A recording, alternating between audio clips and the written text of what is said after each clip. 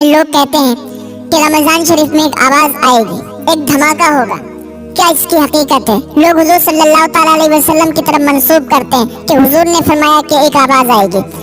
आला हज़रत फरमाते हैं हाँ, ये बात हकीकत है, ये बात सच है कि आवाज आएगी, लेकिन ये खास नहीं है कि इसी रमजान को आएगी या आने वाले रमजान को आएगी।